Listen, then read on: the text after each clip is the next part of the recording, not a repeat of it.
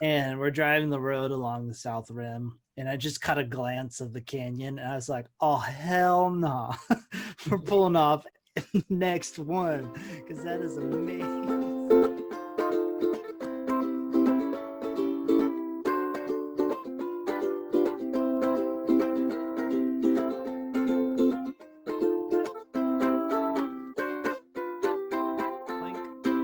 I'm afraid I'm gonna spill all over the computer. What are you drinking? An AMF? Gatorade. Filled it up to the brim and, walked up the stairs with it, didn't spill. Just cheers you, didn't spill. So I'm pretty proud of myself right now. I think I'm more amazed that you put Gatorade in a glass more than anything, man. I gotta look the part. We're cheersing, I I'm not get that, but like, who puts Gatorade in a glass? me, dude. What's the flavor? Oh, was that light blue, the Glacier Rush? There you go. No. Don't ever trust anybody that says the actual flavor. You call that shit light blue, dark blue. What kind of Gatorade that? Oh no, that's the purple Gatorade. See, this is that Glacier Rush that No, you don't know. No, the best kind of Gatorade is the light blue. Hands down. No, purple. I'm sorry. Purple, man. You are talking to a guy that makes Gatorade, literally gets paid to make Gatorade for games. We get the packets, right? I first make the best Gatorade out there. But two, I know my fucking Gatorade. I think you get it. We're going to put you in mute timeout because you just dogged on the number one Gatorade, the light blue Gatorade. Purple. You're going national park. You're driving 14 hours straight. What are you drinking in between? Light blue Gatorade, going back and forth. Purple. if I'm getting Gatorade, I don't buy Gatorade if it's just for drinking, like for casual. I'm a body armor guy, but. Oh gosh! All right, let's get into that. No, I'm just kidding. Better. It's just better. It's just way better. Oh, that's funny. So, what have you been up to, my man? Not a whole lot. Got to see our good old friend Matt Buddy this weekend. That was exciting. I went on a little hike. Yeah. Oh, it was solid. We went to the gorge, the Columbia Gorge. Beautiful. Beautiful. It's called Angel's Rest. It's not far from Portland. But so we got up, thought we were going to get rained on. Didn't get any rain. It was incredible. It was windy as hell. And then it was kind of like, you know how sometimes when the sun's shining through, but it still has that like fear of rain kind of feel to it, but it's pretty clear. That's the view we got. And it was pleasant. Very, very pleasant. Good. I'm glad you got to experience a good old trip with him. He's always a good time. And then we stopped at his go-to smoked salmon spot. Oh, gosh, I love that. Going to, I forget what right on the Columbia River what it's called, but yeah, Cascade Locks, right by the Bridge of the Gods. Exactly. He gets his native-owned, native-done, traditional smoked salmon. It's there all the time. Points it out. He pointed out the one down in your area when you were living in Northern California in Yurok. He always pointed that one out. And yeah, he has his places. He does. He does have his places. Those are great. Well, honestly, it wasn't bad. We stopped. We got a piece, and it wasn't bad smoked salmon. So I can't dog him on it. It's like it's pretty good. Oh, Matt knows his meats, man. He will go to the end of Beef Jerky Road to tell you which one's the best. And I love that that's his snack of contribution sometimes is the beef jerky element. He always has beef jerky. Exactly. Always. But, popular belief, the Bigfoot hunters, Bigfoot likes big jerky too. Just look at Jack's links. Matt might be on something. Oh, this is good. Good. Yeah, man. What'd you do this weekend? What were you up to? Oh man, I didn't really do much this weekend, but last week I was able to get out go exploring. We went down to Pryor. Me and my cousin Jared. He had to run an errand down there and get some stuff, and we stopped on the road. We were driving and hit these back roads just south of Billings, going down to the Crow Reservation, and we were sitting there driving, talking, having a good time, and we started noticing all these dead porcupines on the side of the road. How Like many? When you say like notice all of these, how many? there's like four. There's like on this like 17-mile stretch of road that we drove. Probably saw about four of them. They're all kind of in this like creek area, canyon kind of thing. Huh. And there's a story that our dads and our grandpa always told us, and I think is one of those stories that like our dads told it to us because they're like my grandpa told it to them, not necessarily that it's their story that they did. You know, I think it's one of those. Oh yeah, yeah. And my grandpa, because he had all these odd jobs working on the reservation and whatnot, and he would get like door screens or just different kind of like mesh material or clothes and towels, and they'd go up to porcupines and throw the towel on them, you know, and the porcupine would shoot its quills right into the towel, and then they would use the quills for beading. You dye them different colors. You'll see like beautiful Native American chest plates and earrings and a lot of stuff from the in the plains natives design and culture. You'll see a lot of porcupine needles, and we were talking about it and we're like, we want to know how it was done. So on our way back, we pulled over on the side of the road and just got out. He had these like 2 t-shirts in the back of his car and got out, and we walked over to this porcupine, and he kind of balled it up in his hand and just kind of whacked the tail of the porcupine, and the quills stuck right in. Probably got a good 50, 60 quills, and yeah, he got quite a bit. And we just talked about it, and it was, he got them. Huh. That's kind of cool, actually. Yeah. No, and I got one in my car up above. I put one in because I was like, oh, I think it'd be cool to show people, if you ever in the Rougarou, want to check it out. But what you do is you cut the tips, because the tips are like barbs. Yeah. So if they go in, it's really hard. It's a bitch to pull it out.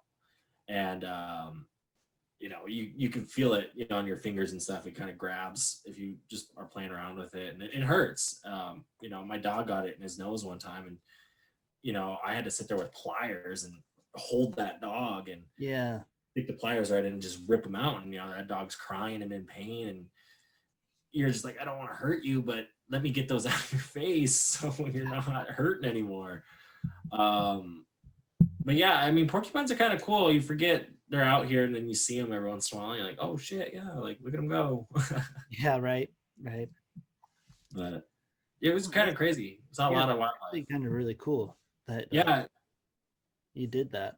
Well, and it's really right on your way to like Chief Plentycoo State Park here in Montana, and he was a Crow guy who basically said, if we don't educate ourselves, there's no way we'll ever defeat the white man. So he was really about getting educated, doing stuff like that. He donated his house to the state parks of Montana when he died.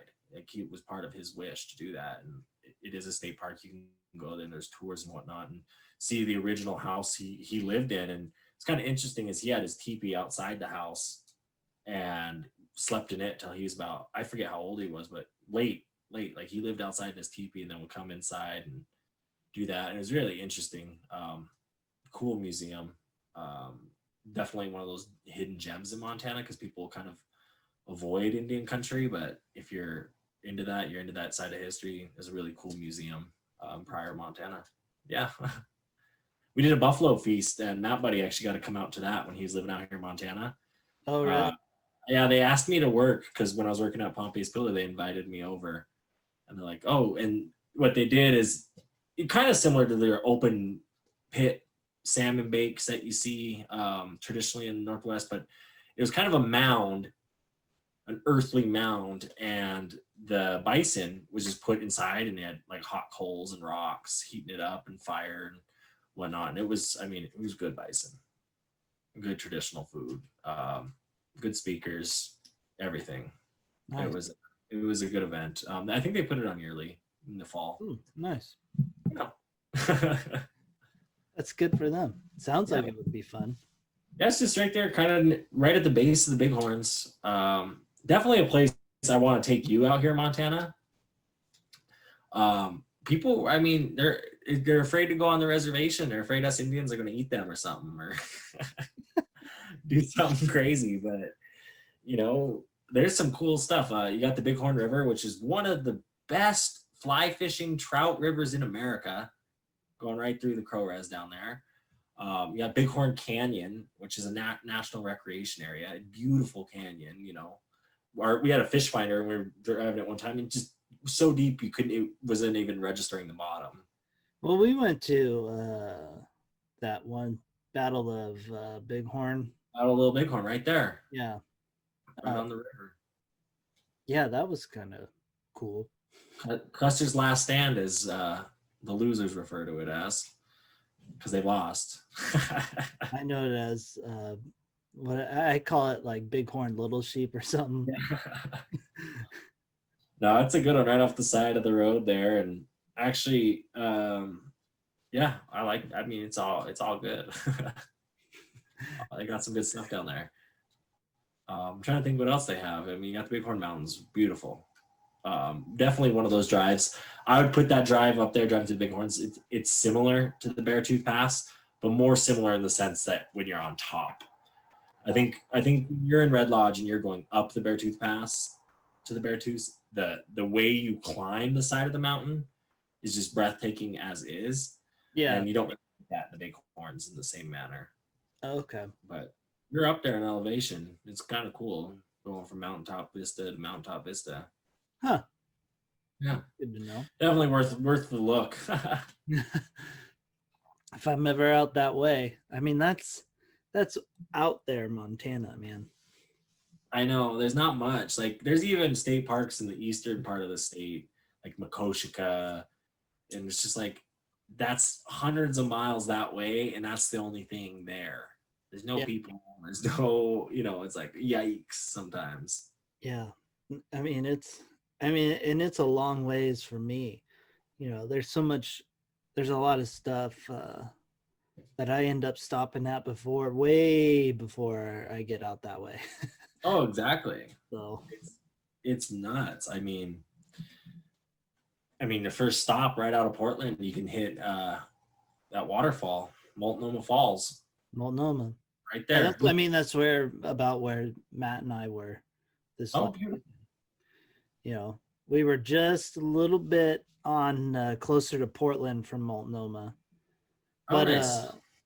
But because we ended up going to that Cascade Locks for the smoked salmon, we ended up taking the old Highway 30, which I had actually never I had never really done before. It runs parallel with the freeway right there. But there's ton of waterfalls just along that drive. And so I bet. Yeah. And Matt and I were talking, it looks like, you can follow the highway and all that, but it looks like when it joins back on with the freeway, it keeps going, and it could be like a bike path. And I've been meaning to look it up. Haven't, mainly because I forgot about it until this moment, but I want to see if I can actually, because if it's something you can bike, shit, I'm gonna go do it. Oh, do it. That'd be dope. Yeah, no, that'd be a cool one. And then there's actually up in the Olympics, that Lake Crescent. There's a bike trail there. I saw a bunch of bikers when I was up there. I want to go do that on my bike as well. Nice. That sounds like a pretty rad time. Motion's the potion. I mean, you got to enjoy your bike. So, or exactly. You do enjoy your biking. I enjoy my off-roading. Looking for Bigfoot, driving up and down this dirt road, up down that dirt road, over this hill, Hey, you could look for Bigfoot any kind of way. Exactly. You can go on foot, you can go on scooter, you can go in a car, bike, hot air balloon. Yeah, you can look for Bigfoot. That's the thing, man. I think that's another thing. That's another experience I think you would like. is hot air ballooning. When I was in the third grade or fourth, yeah, third grade, when we were living in New Mexico, in Albuquerque, you have the balloon fiesta every October. Beautiful spectacle. It's the largest gathering of hot air balloons in the world. The Matt and I way, were actually talking about how we want to go see that. oh, I mean, as a child, like we lived in downtown Albuquerque when I was like 1 to 3, like when I was born to 3. Mm-hmm. And like I still have memories of like the balloons that would fly over my house. Like I remember my mom getting me one time, like, look, there's a balloon outside, and going to the balloon fiesta, going to the glow where they do it at night. And then my dad, I don't know how this happened. Someone he knew was like, we were there, we were at the glow the night before, and it was like Sunday night and Monday morning because I had school. We get they're like, hey, tomorrow morning, you guys got to, if you want, do you guys want to go up in a balloon? And we're like, yeah, on board. And like, you got to be here at like 4 a.m., meet here, do this, do that. It was probably like 11 o'clock at night when this happened. So we went home, slept for like 2 hours. Yeah. Back out there, got up in the balloon. You're just looking over everything. I was a little kid, and you're looking over the basket, and you're just in awe. And then just when we landed the thing, the basket was too heavy that we hit and tipped, and everyone fell over. And it was like, I love it. And I've always low key wanted to like own a hot air balloon. Yeah. I mean, shit, I'm sure as like a little kid, it gotta be something else. Because I don't know if grown up, if you ever like in your PE class had those parachutes, where you get like, that was legit. And that's just like a parachute. Now, okay, take that, put it up in the air, and you got some hot air with a little basket. It's the same type of shit. It would blow my mind as a kid. When you're filling up the balloons, right? They're flat on the ground. Yeah. You can get up into them as they're blowing up. They got these big fans just blowing right up into the balloon, and you could like stand, like 5 of you could stand in there as it's like blowing up. And then once it gets like the tip, like there's a whole thing in the way they angle those burners. And like I have a bunch of like balloon cards. They're really cool as like a kid. Like if you can ask the ballooners for their cards. Another one is a pin. You always ask for the pin. Those are more what ballooners look for. And like there's some like very valuable ones. Like some that have sold for like thousands of dollars, because like it's like they only give it out to like one person that they take up in it a year, because there's like special shapes. Yeah. Like there's these 2 bees from Brazil that they would fly, they would start on the ground together and then open up with like holding hands and then part. And then like, as the years went on, they got like babies and just stuff like that. I mean, it was cool. Huh. Like right now you go down there's so many people that have balloons down there, and you wake up because it's an early morning thing, because it's the way the desert air is cold in the morning, the hot air. Yeah. I mean, I remember mornings just waking up and seeing balloons down there. I mean, it's just the Southwest, Albuquerque. Cool. I loved it. I loved growing up down there. It would be really cool to see the balloons. I mean, if you want to plan a trip, let me know. I know all the good places to go. I know all the good food. Yeah, shoot, maybe. Make it happen. No. Maybe. I love it. But this episode of the podcast is brought to you by Hydrate or Dihydrate, because we need you to drink water. Water's super important, because if you don't hydrate, you're just going to dihydrate. Enjoy listening. But I think that kind of a good segue. We can wander our way over, because this is Wandering Ways. And we're going to wander our way over to our rankings. We're going to do something special on today's show. Yeah, it's something, I don't know if you and I have ever really like thought about it, before we decided to do this episode. I mean, we have. I know we've had those discussions in the car, those informal discussions where we're saying like, hey, I think Glacier's my favorite. I think Yellowstone's my favorite. I think this is my favorite, and I like this hike. I like that hike. And this is just kind of the place we can have those conversations more formal and kind Yeah. of document like how we feel based on our experiences, based on what we've done, based on the stories our listeners have heard, you know, kind of saying like, here's how we feel about the North American parks we've been to. You know, here's our top 5. Here's why they're our top 5. You know, you're going to have different rankings than I am. Our listeners are going to have different rankings. You know, there could be parks like the Smoky Mountains, um, Big Bend in Texas, all those, you know, where we've never been to some of them. First off, I think we should actually say what we're going to do. You're explaining it really well. We never actually said what we're going to do yet. I know, I'm getting into it. I'm having a good time. Yeah, but what we're going to do is we're going to do our top 5 favorite parks. We're going to list them off. This goes off of, you know, couple, I think it was like two episodes ago, so 2 weeks ago. You know, we bust out our new segment of like the national park review. We had all of those. So this is kind of stemming off of that. We're using similar criteria, and we're gonna give you guys our top 5 favorite parks. You know, we're gonna start at 5 because otherwise you got to build the suspense, right? But you know, so we're gonna go through them. And like Zach was saying, you know, him and I were gonna be different. Yours are probably gonna be different from us. You know, there's parks you guys listening probably have gone to that I or him haven't gone to. There's gonna be parks that we've gone to that you haven't, you know. So that's kind of why we're doing it. We want to list it, and so maybe get you guys to go, hey, I want to go to that park. So I love it. and we're not just sticking to the US. This is just North America, you know, because American edition. yeah. Because both Zach and I have been to parks in Canada. So we thought it would be fair to throw them in the mix. I totally agree.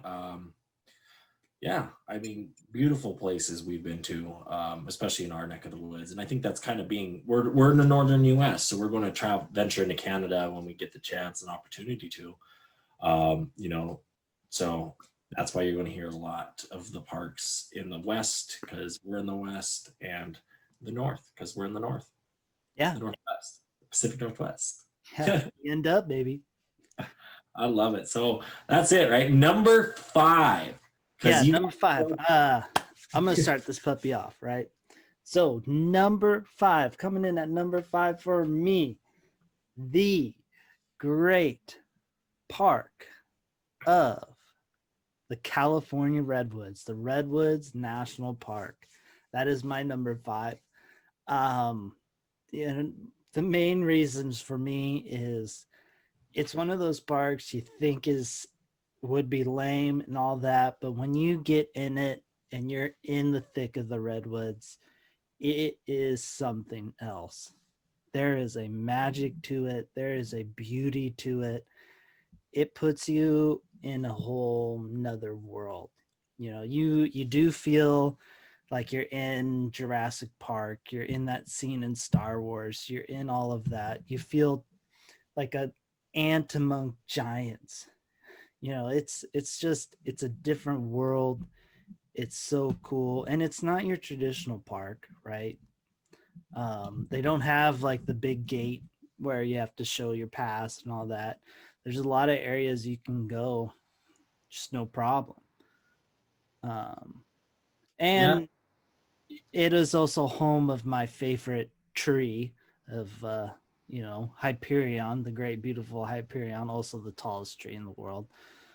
But the fact that that's a secret down there, like there's just something special about it, which is what makes it special to me. And at number 5. You know, and like you said it, you hit on it. in saying that it's not your traditional park, and that's why it doesn't crack my top 5. Because to me, the redwoods, as special as they are, how they are, I think they deserve the respect of being treated more like a park than they are already. But I think that's due to the fact of how they grow. So Yeah, right. But yeah, that, that's my number 5, redwoods. my number 5, and we discussed this beforehand a little bit, kind of talked, and I kind of went back and forth.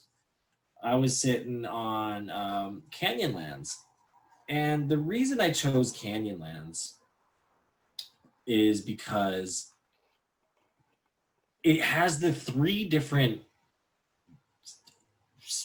the way the island in the sky is, the way the needles are, the way every little aspect of the park is different from one another. And we only saw the island in the sky on our big trip. That's the only thing of Canyonlands I've heard and I saw. And what we did there, I think, being in the Utah desert, being out in the open, having to rely on the people around you, the trail markers kind of being iffy here and there, the fact that you can go off-road in this place and all that. I think that, like, to me, it really is the wild, wild west. And I like that aspect of Canyonlands. I really would love to spend more time there. I'd like to do that 100-mile drive that they have, that they offer. I'd like to do a little bit more of that stuff down there. And I think that's why it cracks my top 5. Just because, and then I've heard nothing but great things, from everybody that has ever been there. Yeah. I mean, Canyonlands was, I think, when I went into Canyonlands when we went, because the only time I've ever been was same trip you and I did. Mm-hmm. So going into it, I wasn't too excited about it. But when I got there, it is breathtaking to see it. You do kind of feel like, was it Mufasa and Simba when they're talking about like everything the sun touches is ours. You have that kind of feel to it, especially in Island of the Sky. Yeah. Up there, which, I mean, that's a cool feeling. For me, why it doesn't crack for like my top 5, it never really caught me, and never really had that like, oh my gosh moment type deal. And with my top 5, each one of these parks, I had my like, oh my gosh moment.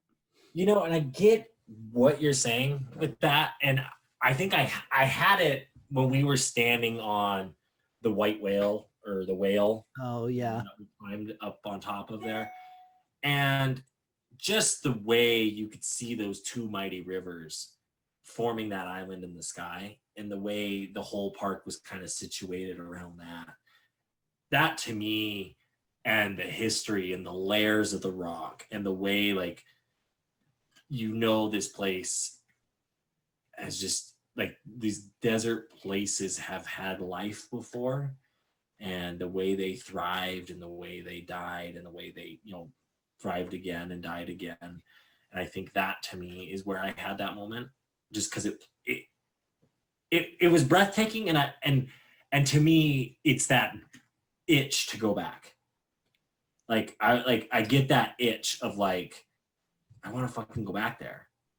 And that's why it cracks my top 5, because my number 1 park, when we get there, it's because I want to go there all the time. That's why. I feel you. That, I mean, that's a good reason to make it your top 5, is you want to keep going back, right? Yeah, exactly. What's your number 4? Yeah, going into number 4, the exciting, I'm gonna be real, like, four down were really tough to pick from, because there were a lot that I could argue could fit in 4 or 5 or 6. Like, they're very interchangeable. But number 4 for me is actually north of the border in Banff National Park. And I mean, if you're in nature and or the parks, hiking, adventures, all of that, you have probably heard of Banff. You know, it's like Canada's Yellowstone. It's right Well, outside Alberta or Calgary. Sorry, it's in Alberta. It's outside Calgary. yeah, Uh, I I love it, Banff. I'm gonna tell you a quick story, and it's just our ski trip in high school would go to Banff. Like that was one. They went to Banff one year, and they went somewhere in Colorado. Like they did it like every 2 years, and I turned down going to Banff because I was like, I'm not a big skier or snowboarder. But there was people who went just to go see the sights and see the beauty, and I regret it. Like I regret it because I just was like, yeah, not me. yeah, no, Banff is something else, man. Like the water, that blue you get up there is nuts.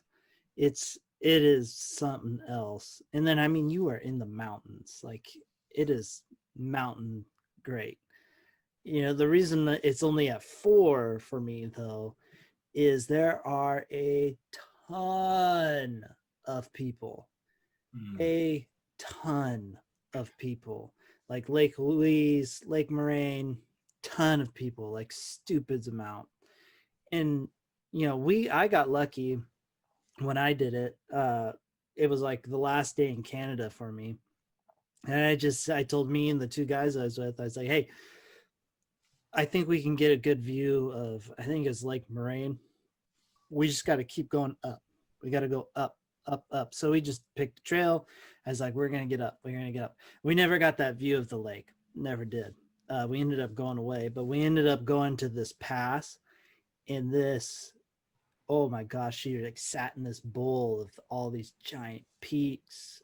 There's I saw. nobody there at the time because I think it was too hard of a hike for a lot of people. But it was like, oh my god, up there. Well, and I remember we talked about that spot on some of our prior episodes. We show it on the video on YouTube when we talk about we walk people through our video.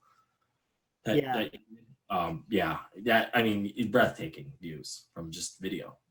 yeah, no, it's crazy. And I mean, the pass, it's literally like 180 degree. You're looking out like I think it was north. It's gorgeous, amazing. You do 180-degree, and you have again these crazy mountain views. You know, it was just, and then the town of Banff is kind of cool. It's a bit expensive, but it's a cool little town. I mean, I want to go back 125% up there. So, but you know, again, it had my oh my gosh moment, and shit, I want to go back ASAP. So that's No, and I think that's awesome. I mean, hey, we could do a Canada adventure once the border opens up. yeah, hell yeah. Head over to Vancouver, Victoria, the Vancouver Island, Banff, all those places. Oh yeah, no, it's definitely Canada is a beaut. For my number 4, I'm going south. I'm going to the southwest. I am going to the Grand Canyon. Ooh, And the reason I choose this, it is the breathtaking views. It is the fact that you walk an hour and you're like, I'm only how far down? I'm not even a third of the way down yet. right. And you walk and you all that. And I think the Grand Canyon, it gives you that aha moment when you're just there. You see it, you're in shock, you're in awe, you're in just utter joy. It danger is right there at any moment. You do get that vibe, and I think that to me is something I like in ranking a park. Um, I've been to the Grand Canyon a few times with you, with Thea, with my parents back when I was a little kid, and every time I go there, I just, you know, you can't like you cannot turn away from it. You want to just keep looking because there's so much to look at. And the wildlife there is pretty good too. You have the elk. I mean, I've seen those quite a bit. And I think when you really talk about Arizona, you talk about going to the Grand Canyon, you have Horseshoe Bend, which I mean is essentially part of the Grand Canyon because it's the same river. It's the Colorado River just up by Page. Yeah. And you're close to Antelope Canyon, you're close to Monument Valley, the Southwest, the desert. It's spectacular. It's a place to go. And yeah, it's just beautiful. The Grand Canyon is beautiful. Yeah, the Grand Canyon is one of those where it was damn near close hitting my top 5. Because I mean, shit, remember when we were driving in, and that was my first time when it was you and I were heading out, and we were getting in to Grand Canyon, and we were like, you know what? Let's not pull out until we get to the visitor center, because I think it was kind of getting late or something. Yeah. And we're driving the road along the South Rim, and I just caught a glance of the canyon, and I was like, oh, hell no. We're pulling off next one, because that is amazing. Yeah, no, and I love that. I love those moments of like just like Tyler at the trees. Like, Yeah. You're expecting it, but when you see it, it gives you that like this is what I was expecting, but it wasn't what I was expecting. Yeah. And I like that about certain places, and I think the desert really offers that. Beautiful. Arizona, yeah, I love Arizona. I mean, driving Lake Havasu right there, we went down there, and that's beautiful desert. It's all beautiful. Yeah, even that little campground in Arizona that we stayed at after we went up to Monument Valley. I think it was after Monument Valley. In Page there. Yes, right? Yeah. We're right on the Lake Powell.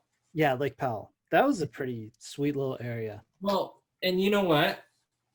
I was doing a little looking at the maps about Lake Powell and kind of where it like is on the map. It low key goes right up into Bryce Canyon. Lake Powell does? Yeah. Oh. Well, I mean, we went from Lake Powell to Zion. Yes, and that's a beautiful drive too. It was very beautiful. Beautiful. This country is a beautiful country. If you guys don't understand that is exactly what we're preaching here. Yeah, right. Yeah, exactly. We live in a beautiful world, just you know what we didn't talk about before we started doing this, and we'll come back to it, is we didn't talk about a new David Attenborough documentary. And I think that's the tease. We ranked 5 and 4. I think next week we give them 3, 2, 1, and we talk about David Attenborough now. Because that I'm in. I love David Attenborough. Well, we got 10, 20 minutes left on this. We got like 20 minutes. So maybe we'll give them 3 after, depending. Exactly. And three's a good one because we both ranked 3 the same, I believe. Oh, that's right. We did actually. Yes. And we could talk about that however we want, but I love it. I like the hesitation. I like the pause. I like the stop. Tease our fans a little bit. Well, yeah. The only reason it clicked in my head again was, we're talking about how beautiful this world is, right? Exactly. Yeah. And, by the time this comes out, that documentary will be out for a while. But it's a life on this planet. I believe that's what it is. It's his like tell all. Yeah, it's he says it's his witness statement. So he talks about how the world and environment has changed from when he first got into the biz, back when they had the back when air travel was first a thing.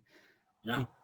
Cameras were black and white. I mean, David Attenborough's old. He's 90 some years old, and he said, and I like this. I like the idea of him saying, I'm making this documentary because I want to, and I want to leave what I have seen firsthand with my two eyes.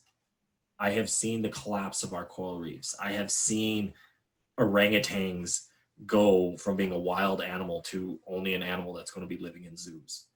Yeah. And just the things he personally, with his own two eyes, has seen the change in, and what has ruined that and caused that. And I think it brings up a good point with where we're at in a society of like, think of just the way we've exponentially grown in the last 10 years, and keep applying that. Go back 100 years. What kind of technology do they have? How are they communicating? How is messages being sent? I can FaceTime YOLO in Uganda when he's in Uganda, like that. We can sit on a video chat, and it's damn near instant. Heck, we have the technology from Mars to get feedback that's like 30-minute delay. That's how good our technology is now. They didn't have that 50 years ago. They didn't have that 60 years ago, 70 years ago, 100 years ago. And I think that's something too we never ever put in the back of our mind is like, think of the technologies and tools we have in our generation, and you have to think about the technologies and tools they had their generation to know what's going on. They didn't know what chopping down trees would do. They weren't chopping them down at the rates we're chopping them down at. There's 8 billion people on this planet. Yeah. Like, yeah. There's one part in the documentary he talks, I'm pretty sure he says it, where he says, we're living apart from nature, not as part of nature. And when we need to live as a part, meaning nature and us are the same, right? We have to understand that we are influencing it, and we can do things, if we can figure out this balance where of this take and give, we can get back to where our environment has a balance. He talks about the Holocene in it, and the Holocene is like this Garden of Eden is the word he used, but that's like the perfect form of balance that we had in nature, of the hot and the cold and the wet and the dry. So everything was like evened out during this time, and it was a period of growth. It was a period of splendor and all of this great amazing things. And we're out of balance right now. This balance is thrown. That's why a quarter of the state of Oregon was on fire in September. That's why California's been on fire the last like 3 falls, like bad fires. That's why we're getting these hurricanes down in the Gulf in the southeast. It feels like they've had a hurricane like every other day down there. And that's just here in the US. I'm not even talking about the out of balance elsewhere in the world. Well, and I think that's a great topic because a lot of people here in the US don't think that way, because they do think my world, what affects me, what's going on in Australia doesn't affect me. What's going on in Patagonia doesn't affect me. Yeah. And if you guys don't look at the maps and like remember looking at the ozone map on like that big ozone layer, like look at this rip in it. It wasn't over America, so we didn't really feel that where other places have been and were. And just look at the Sahara Desert for an example, like on a map over how it's changed in the last 50 years. We've kind of just like not paid attention to what we're doing. And I go hunting, I eat the meat, I do that. And I've seen it firsthand. hunting. We'll go up places and there would be, hundreds of deer in these areas. I would see them, but because of like hunting, because of disease, because of this happening, that happening, wildlife doesn't just bounce back right away. It takes time for wildlife to bounce back. Like I used the Yellowstone wolves example. People don't understand that bringing the wolves back to Yellowstone is a good thing, for a few reasons, because it is that balance you're talking about, and it allowed the wild honeybees to come back and pollinate the area. And now you're not seeing the elk overgraze in the park, things like that. And it's just like it all fits into harmony. And then you get a lot of people, I want to hunt. I want to be able to hunt the elk. I want to be able to do this. I want to be able to do that. And then we fence this up, fence that up. And it's like, we have to like live in harmony with these animals so that like society can go on. We kill them off. Things start to happen when animals go extinct. It goes back to that balance, right? When we're in that Holocene, everything's equal. There's going to be a little bit of sway here, a little bit of sway there. But as soon as an animal or something goes extinct, it starts to creep one way.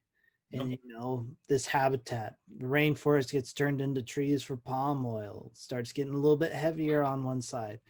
And there's a point where we're just so out of balance that, the earth is going to try and correct it by having extremes. Because when we're extremely out of balance, you got to add an extreme change to try and get it back. But we're just going to keep getting this huge sways back and forth, which is why you see fires everywhere, even in Australia this last year. That's why you see, droughts. That's why you see all of this crap. That's why you see diseases pop out of nowhere. We talk about we have a population issue. Yeah, I'm one of the first people to say we have way too many people on this planet, but also, land is becoming uninhabitable, and people are having large groups of people are having to move into more inhabitable. So the world is large, but it's getting smaller and smaller. And we're going to get to the point where it just can't fit everybody and every living thing. And it's sad to say, because you're hitting on a point. Why are we looking at Mars? Why is SpaceX a thing? Why are the billionaires throwing money into space? That's an exit plan. Yeah. Because they know they're going to be some of the first men. If I can put a community on Mars, I'm the fucking Amerigo Vespucci. They named a fucking continent after me. I'm the, Christopher Columbus, I'm the this person, that person, the people who find, that's what they become. Magellan, that's what Elon Musk wants to be. Yeah, but what's like, don't get me wrong, I'm kind of for the space travel, getting up to Mars. I think that's great and all, but we can't fix this planet. Oh, 100%. We're not screwed. We can fix this planet. We got to figure out how we can live in that harmony. We can live in that balance. And, I find it really interesting. And I don't know if it's a me thing or what, but a lot of Native Americans do firefighting. They're fire jumpers. You get the smoke jumpers. A lot of Native Americans do stuff like that. A lot of Native fire crews. I've had tons of family members who've done that stuff. I thought about doing it from the Oregon fires. I legitimately thought about going into firefighting. It's a cool gig, tough gig, good pay. Yeah. And they do a great job. And we used to control burn. Like natives used to control burn forests and fields all the time. That's why the Blackfeet have the name Blackfeet, because they walked across burned fields.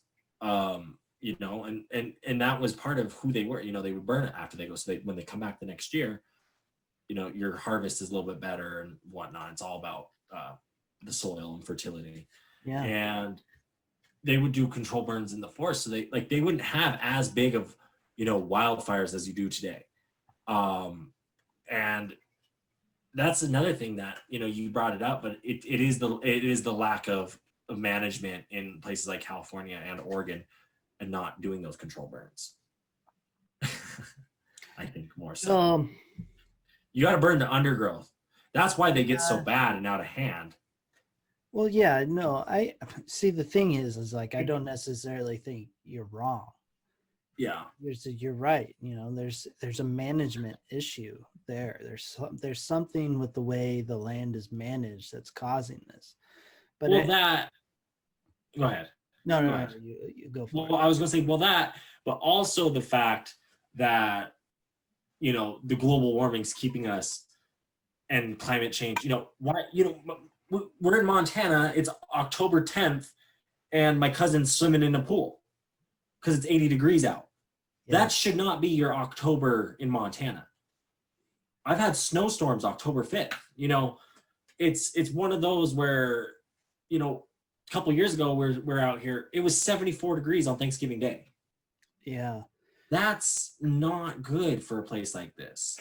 And that helps create, when you're in a place like California where it's like, wow, we're seeing like beautiful weather going in more to the fall. Yeah, that's when those fires get out of hand and stuff, because that's when those trees start dying off and it becomes drier and the hot sun just burns it out. And that's not good. That also makes them more extreme on top of everything else.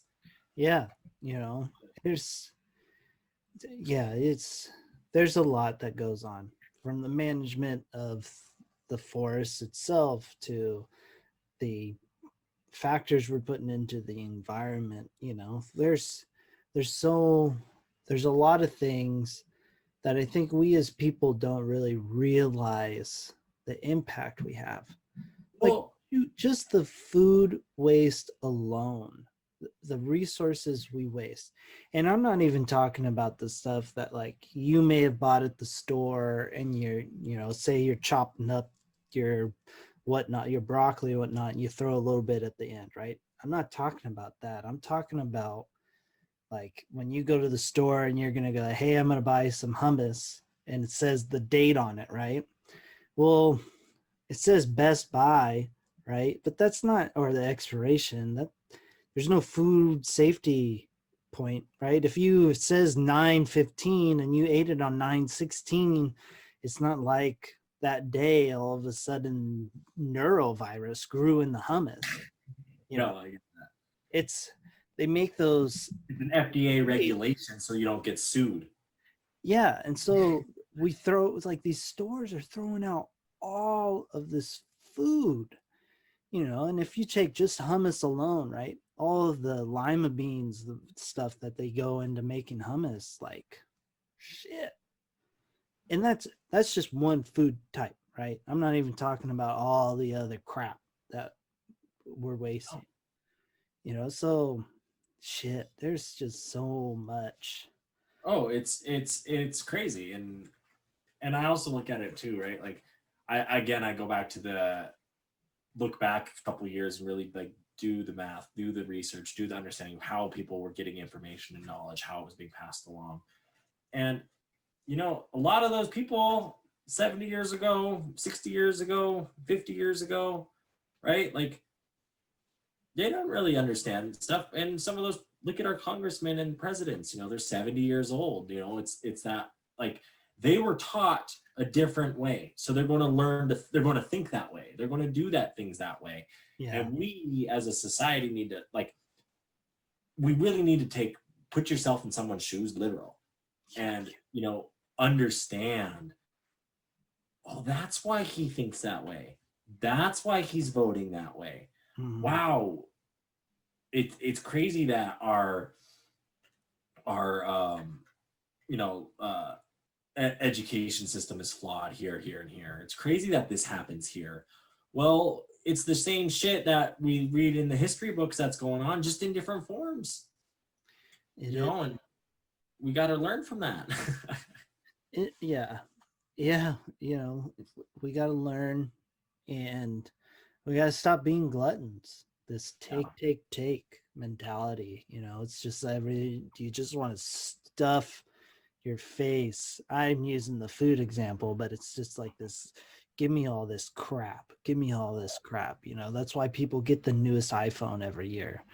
All of this, you know, get the fanciest car out there, you know, all that. It's just all the new clothes, or just all this. We're gluttons of life right now, where we're just taken. And it's something to do, and you're right, because it's a gluttony in the sense that we want to be unique, but also so similar to everyone else because it's the same behaviors, it's the same wants and needs from the items, and I think there's a huge disconnect when you're not in nature around it or whatnot. And I guess I've been pretty lucky in my life to live in Montana and live in beautiful places like this where, you know, I drive 10 minutes, I'm in the middle of nowhere, you know, and I think that not a lot of people have that. So it's hard to understand that there's a lot more to this world going on, and vice versa. I see it out here where, you know, the ignorant thinking that people have of the like me behavior because it's me rural America, or me, you know, this or that. And I see it like you got to think this country is bigger than that. This world is bigger than that. You know, we're hitting and approaching a time in our lives where we can't think as a nation because this world is too goddamn important and we need to think on a worldly level.